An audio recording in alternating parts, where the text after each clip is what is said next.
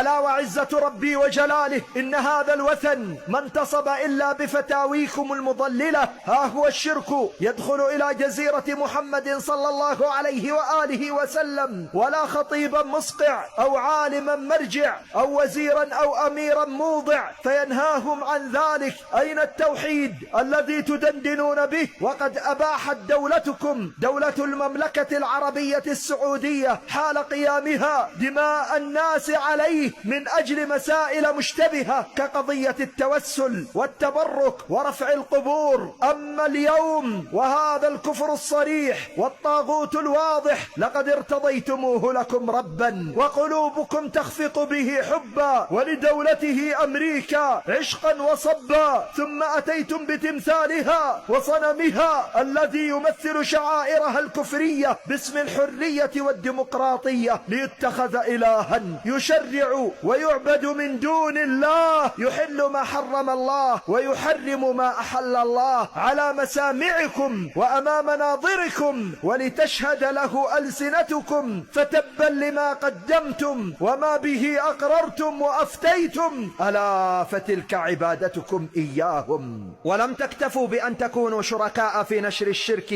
وفتح باب المجون والرقص للنساء الكاسيات العاريات بدعم وتوجيه من هيئة الترفيه الكافرة التي أحلت ما حرم الله وقننت الشرك والفسوق والمجون والفجور والرذيلة باسم الإسلام المعتدل، وقام على رئاستها أحد أفراد أسرة الإفتاء في المملكة العربية السعودية تركي آل الشيخ حفيد محمد بن عبد الوهاب النجدي ليصبغ الكفر بالصبغة الدينية، فرحتم مع ذلك تباركون سجن العلماء الربانيين وتقتلونهم بفتاويكم المضللة لتجمعوا بين الصنفين من أهل النار اللذين ذكرهما رسول الله صلى الله عليه وآله وسلم إذ قال: صنفان من أهل النار لم أرهما، رجال في أيديهم سياط كأذناب البقر يضربون بها الناس، ونساء كاسيات عاريات مائلات مميلات على رؤوسهن كأسنمة البخت المائلة لا يدخلون الجنة ولا يجدون ريحها. فسحقا لكم انطباق هذا الحديث عليكم،